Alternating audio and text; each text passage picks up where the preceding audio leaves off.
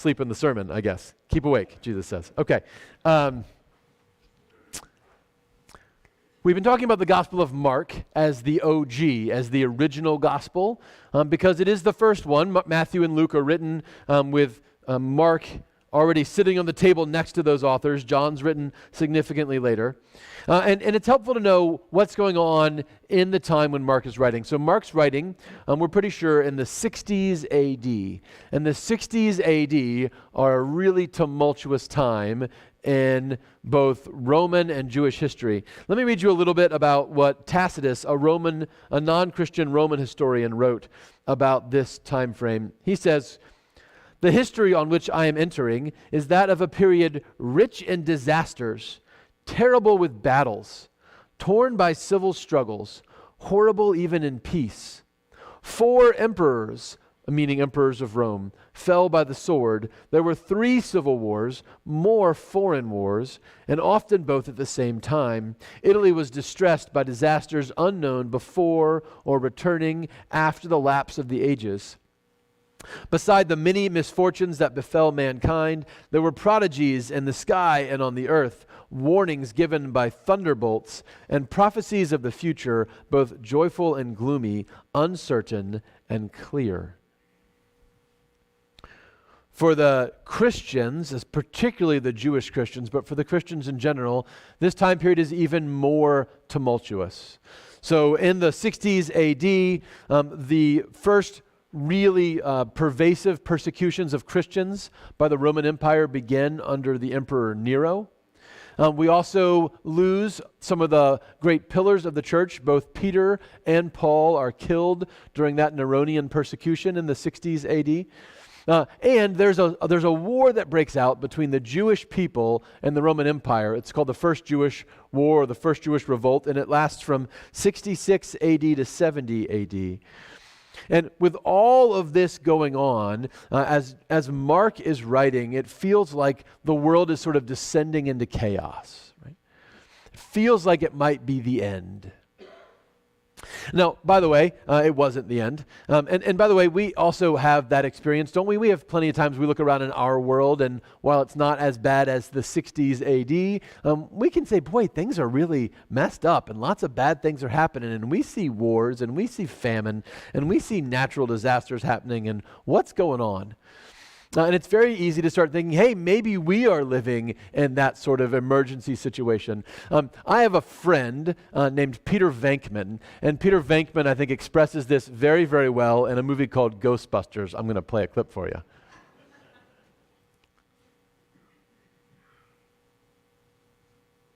Oh, I can quote it if I have to. Is it not going to work? Okay, that's fine. Well, let me tell you what Peter Venkman says. He says, hey, we are heading for a disaster of biblical proportions. And the mayor, Lenny, says, what do you mean biblical proportions? And Ray says, I've seen this movie too many times, real wrath of God kind of stuff. We're talking about fire and brimstone falling from the sky. And Egon says, 40 years of darkness, mass hysteria. Oh, and then Peter Venkman gets back in and he says, human sacrifice, dogs and cats living together, mass hysteria, right? And I love this idea, first of all, that human sacrifice and dogs and cats living together are the 2 signs of the end, right? But I love this idea that we can so often in our world say, oh my gosh, it just seems like everything's fallen apart, right? And that's how they felt when Mark was writing. And so Mark says, hey, let me take you back to some words of Jesus, because I need you to know that nothing happening in our time in the 60s AD, or nothing happening in this time in 2024 AD, none of it is taking Jesus by surprise, right? Jesus isn't surprised or worried or concerned. In fact, he knows what's coming. He sees it coming. And he wants us to see. He wants to deliver us from all of this, even from the fear of the future. And so in this passage, Again and again, Jesus gives a simple command to the people, and I'm a little bit frustrated by our English translation because you lose this repetition. But Jesus keeps using the word blepo, which in Greek means to see. And so in verse 5 and in verse 9 and in verse 23 and in verse 33, he says, you see like the language beware or keep alert. It's the same word every time, and it just means see, blepete, see. I want you to see. I want you to be watching. I want you to understand. And it doesn't just mean keep your eyes open. It means I want you to see all that is coming through the lens of my teaching, right? I want you to see all that's coming through the lens of the story of Jesus. Part of the deliverance that God gives us in Christ is he gives us eyes to see so that the future doesn't have to frighten us. So, three big things I think that Jesus wants us to see in this passage, okay? The first, actually, before we even get into those, please notice that the disciples asked Jesus a very specific question. The question they ask is, what's going to happen to the temple? Right? Jesus says the temple is going to be destroyed, and they want to know, tell me about the temple, okay?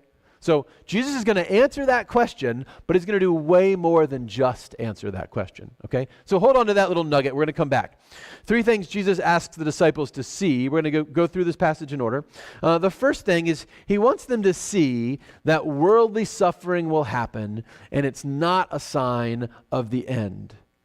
Right, so in verse 5, Jesus began to say to them, blepete, see that no one leads you astray. Many will come in my name and say, I am he, false messiahs. When you hear of wars and rumors of wars, don't be alarmed. There will be earthquakes, there will be famines. Don't freak out, right? And then in verse 9, as for yourselves, blepete, see, they will hand you over to councils. You'll be beaten in synagogues. You'll be persecuted for your faith. And the good news must be proclaimed to all nations. What Jesus wants to say really simply is, hey, all the bad stuff that happens in our world, unfortunately, is kind of business as usual in a world of sin. Right? In this world of brokenness, in this world of people who are consumed by their self-centeredness, all this stuff is going to happen. And I'm not minimizing its importance, and I'm not saying it's not awful, and I'm not saying it shouldn't move us to compassion. I'm just saying, don't panic. Right? Don't panic. And don't, I think Jesus would say, don't spend all your time obsessed with every little detail, hoping and thinking that perhaps this is a sign of the end that we've been waiting for. In fact, he even tells us at the end of our passage, no one knows the hour or the day, right? Not the angels, not Jesus himself, just the Father. So don't think you're going to figure it out. Right? Jesus says, this is sadly business as usual. And so instead of panicking, instead of becoming obsessed with the end times, instead of trying to come up with a timeline for when Jesus is going to come back, Jesus says, why don't you look for opportunities in this broken world to share the good news? Remain faithful in good times and bad. Don't get drug astray to false messiahs and false prophets. I want you to see that this is but the birth pangs. And I think this is a huge idea. Jesus says, see that this world and all its turmoils are like in the process of birth. I have 3 children. And for all 3 of them, I was with Krista throughout the process of them being born. And it was traumatic for me, probably more traumatic for her, I'm going to guess. But it was pretty intense to watch. And really, really amazing and beautiful, but just intense. And I understand that it was probably pretty painful, right? Yeah, painful? Yeah, oxytocin, right, we don't know. Okay. So the amazing thing that happens after birth, right, is we sort of, if we have a normal, healthy birth, we sort of forget, right? Actually, there's a chemical called oxytocin that gets released in our bloodstream, helps us bond with our baby, but it also makes us sort of begin to forget the pain that we just went through. I don't have oxytocin released in my bloodstream when my kids are born, so I have a better memory, weirdly, of what my wife went through than she does, right? And let me tell you, it was rough, okay?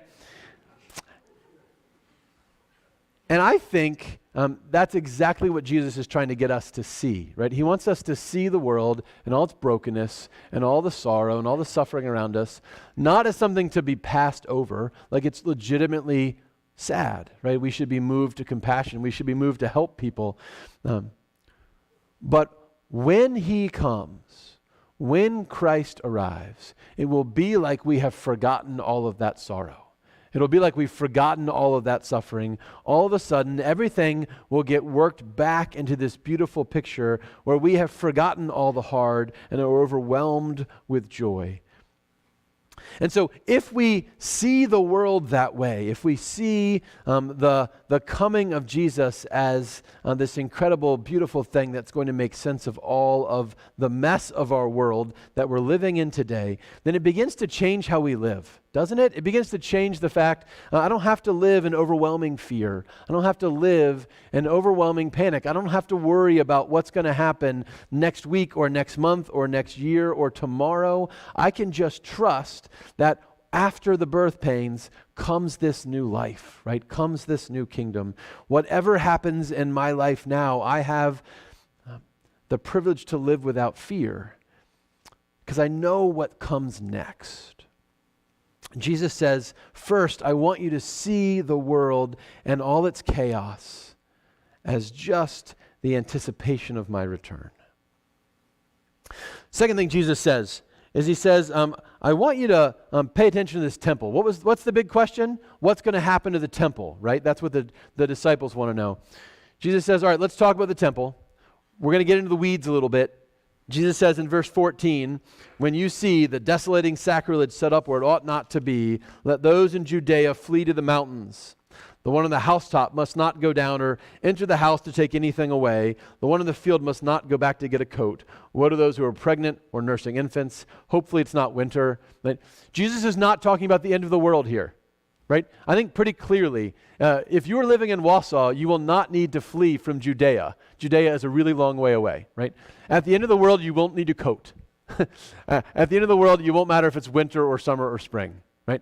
So Jesus is talking about the destruction of the temple, right? That's what he's giving them signs for. That's what they asked for signs about. He's saying, hey, this will come, right? The temple will be destroyed. And let me tell you, you need to get ready for it. So this happens in 70 AD.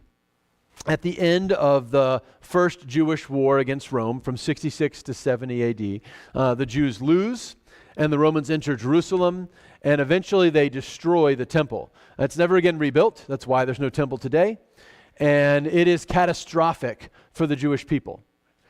But Jesus is saying, for you Jewish Christians, for you Gentile Christians, it need not be so. One author, whose name is Geddert, says, quote, the Jews resisted the Romans with more passion than ever, as if it were a kind of unexpected piece of luck to fall fighting against a foe far outnumbering them. They were not overcome until a part of the temple had caught fire. Then some impaled themselves voluntarily on the swords of the Romans. Others slew each other. Others did away with themselves or leaped into the flames. They all believed, especially the last, that it was not a disaster but victory, salvation, and happiness to perish together with the temple. Geddert continues, but Jesus says the disciples are to flee, not because they fear what the enemy will do, but because God desires them to absent themselves when everything stands poised for the divine judgment to fall. When the judgment falls, all who will trust in themselves, their might, their leaders, their election, or their temple will be judged along with the religious system they represent. All who take their stand with Jesus will leave the temple and the city to its fate. Jesus says again, I just want you to see. I want you to see that my new covenant no longer needs this building. My new covenant no longer needs these animal sacrifices. My new covenant no longer needs this system of religion, of rules, of trying to manipulate God, of being good enough to make God to like you. My new system no longer needs this setup of temple hierarchy where the poor oppress the rich and where the powerful make their living off the poor. Jesus says, That's no longer part of who I want us to be. So you can stay there until the Romans come, but when they show up, let God's judgment fall. By the way, at the end of this passage, there are two confusing parables that Jesus gives. One parable about a fig tree. I don't know what's going on with Jesus this week, but he's really into figs. And then one parable about a master leaving his house and coming home, right? And they have competing messages. The fig tree parable says, "From the fig tree learn its lesson. As soon as its branch becomes tender and puts forth its leaves, you shall know that summer is near. So also when you see these things taking place, you know that he is near at the very gates." Okay? Clearly, the message is there will be signs. Follow the signs. You'll know what's going to come. The next parable says, "About that day or hour no one knows, neither the angels in heaven nor the Son nor the Father. Be alert, for you do not know when the time will come." Those don't go together, right? So the fig tree parable is Jesus saying, hey, you can know when Jerusalem will be destroyed. You can know the answer to your question about the temple. I can give you some signs for that. But there's a bigger question at stake. The bigger question is, when's all the bad stuff going to stop? When are the wars going to end? When's the world going to be put right so there's no longer famine or earthquakes or fires or plagues? When is this world going to be reordered the way it was designed to be? And that's a question bigger than just the fall of the temple. And you don't get to know the date for that. But let me tell you the end story. After that suffering, sometime after the temple's destroyed, the sun will be darkened, and the moon will not give its light, and the stars will be falling from heaven, and the powers in the heavens will be shaken. Then they will see the Son of Man coming in clouds with great power and glory. Then he will send out the angels and gather his elect from the four winds, from the ends of the earth to the ends of heaven. Jesus says, I want you to see that our hope is not in beating the Romans or losing to the Romans. Our hope is not in our ability to make the world right. One day, Jesus is coming back. We don't get to know when. We don't get to know when. But one day, Jesus is coming back, and when he does, everything changes. Oh, by the way, so Jesus says, the sun will be darkened, the moon will fail to give its light, the stars will be falling from the sky, the powers of the heavens will be shaken. He's not saying those are signs of his coming, because we don't get any signs of his coming. He's saying when he comes, the whole cosmic creation, earth and heaven, will all shake and be in awe at the coming of the King of Kings and Lord of Lords. When Jesus shows up, like the physical world and the spiritual world will all be like rocked. And you cannot miss it. Jesus says, hey, you know what? There's going to be a lot of people that say, hey, I'm the Messiah, follow me. I'm a prophet. God knows what you want to do. Let me tell you 10 rules to make your life better. And Jesus says, no, you're not going to miss it when I come back. Right? Like the whole world will notice when I come back. It will be unmistakable. And when Jesus comes back, he comes back to deliver us from a broken world, from broken systems, from people and nations committed to evil and opposed to God, from spiritual evil. Stars usually represent angels, right, in the Bible, and certainly the powers of the heavens are the spiritual beings, the spiritual forces of evil in the heavenly realms, as Paul calls them. Jesus comes back to deliver us from death itself. And then Jesus gives us this parable and he says, you don't get to know when. I'll give you some clues about the fall of the temple, but you don't get to know when I'm going to come back. And that's intentional because I want you to always be ready. This is the last thing he says. I want you to see his return as imminent all the time. I want you to live your life ready for Jesus to show up because it could be any moment.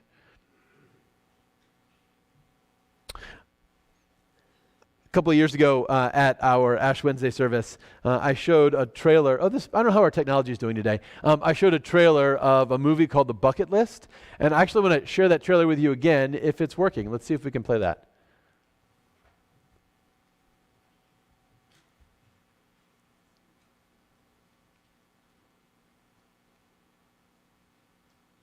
That looks good.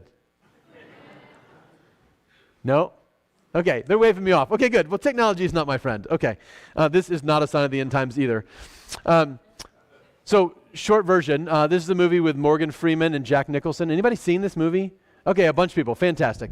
So the premise of the movie is Jack Nicholson is this bigwig, hotshot hospital administrator. He gets stuck in a room with Morgan Freeman, and because they both have illnesses, and Morgan Freeman has a bucket list. We all are familiar with this idea, right? It's a list of things he wants to do before he kicks the bucket. And so they go off and do all these adventures, and it's a beautiful, funny thing.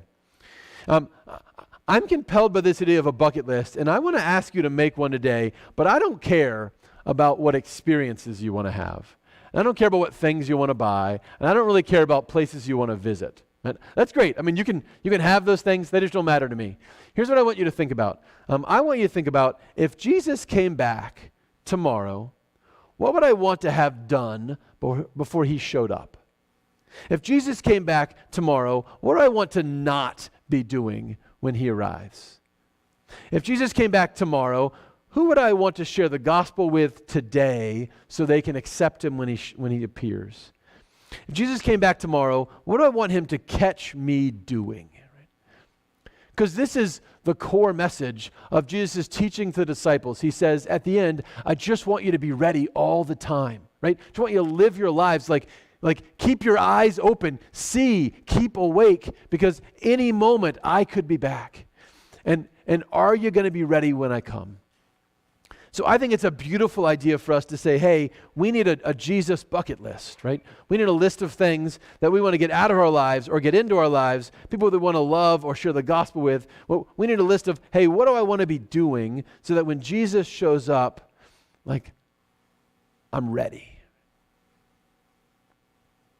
And I've said this before, in a perfect Christian life, which I'm not living, but in a perfect Christian life, the goal would be really simple. If we knew Jesus was coming back tomorrow, we would all just go have our normal Monday.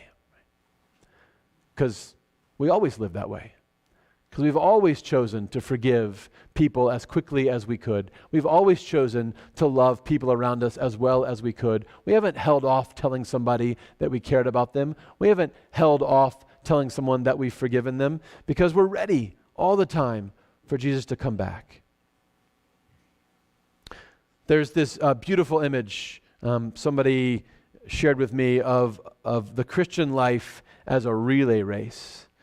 And the baton just keeps getting passed, right? And so the baton starts with John the Baptist, and he passes it to Jesus. And Jesus passes it to the disciples, and they pass it to the next group of Christians, and it keeps getting passed on to us. And what we don't know is we don't know who the last runners will be, right? We don't know which stage of that relay is the last stage. We don't know when Jesus comes back, but no matter where we are in that race, we're running it to win. We're running it to win. We're running it to say, hey, I want to be able to say at the end of my life, whether it ends dying of old age or dying in a car accident, or whether it ends because Jesus shows up and everything ends, I want to be running so that I could win.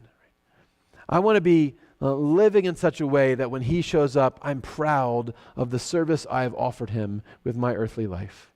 Jesus says, see, your deliverer is coming. See, the world is in its birth pains, but I am coming to make everything right. Keep awake and be ready to see me. Let's live with our eyes open this week. Thanks be to God.